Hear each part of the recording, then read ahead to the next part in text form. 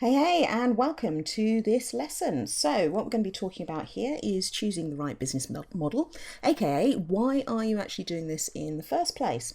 And there are 5 different business models that you can consider when you are looking at putting together some online courses, and they are complementary, so something that is complementary to the work that you're already doing as a trainer or a coach. Standalone courses which are aimed at individuals, they don't necessarily have to be complementary to what you're doing. It might be the same subject area and just an online version of your training.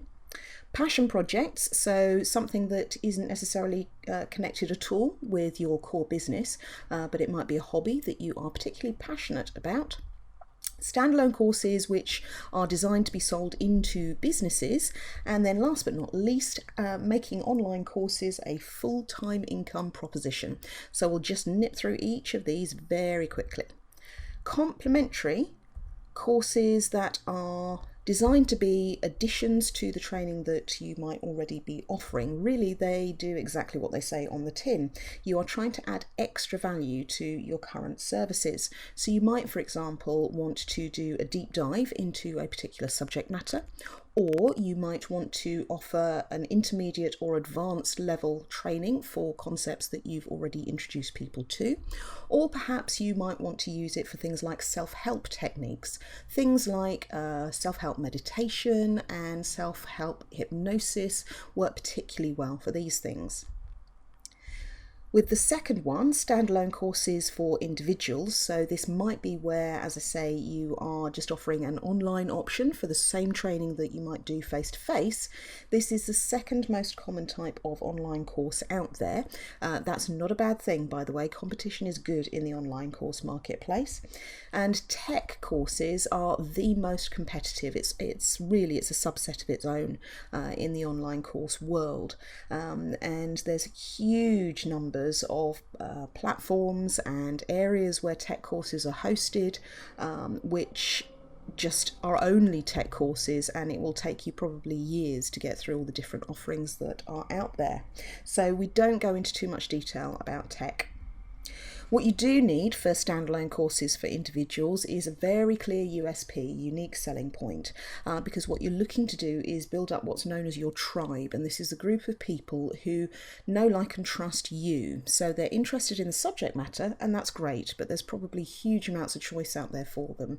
What you want is for them to be interested in the subject matter, but mainly interested in hearing about it from you. You can also think about passion projects, and unsurprisingly these are the most common in the online course world, and this is also where there's most competition. And again, don't be put off by this. Competition in online courses is good, and I'll explain why in other lessons. So whether it's the most common and where there's the most competition, you think about all those videos that are on YouTube, you definitely need to find your niche audience. So whatever it is that is your passion, how can you turn that into something that is quite niche? And it really doesn't matter if you're thinking about a global audience. There's 7-8 billion people in the world.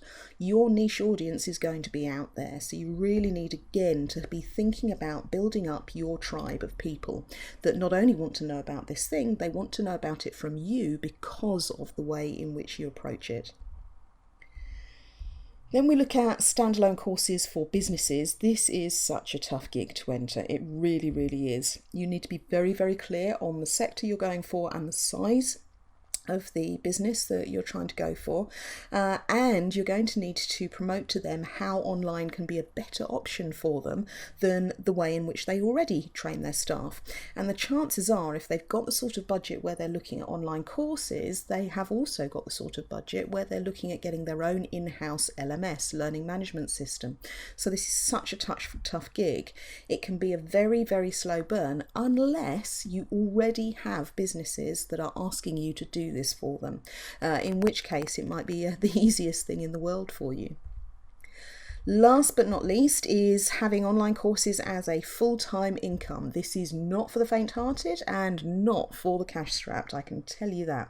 So be prepared to be an online course making machine for the next at least 3 to 6 months, in addition to building up the group of people who know, like and trust you and want to buy stuff from you. And don't expect to have any kind of social life either. You need a laser-like focus in order to get everything done that you need to get done to turn this into a full-time income. So those are the 5 different models that you need to think about. You don't just have to pick one, you can pick more than one if you want to, but I would suggest starting there for really understanding why you're looking at online courses. And just some and finally bits for you. There is no magic bullet. Whatever you read, whatever you see advertised, there is no magic bullet to getting this stuff done, but there are some fundamental things that it's worth knowing about, which are all contained in this course for you. You're not going to make millions, certainly not yet anyway.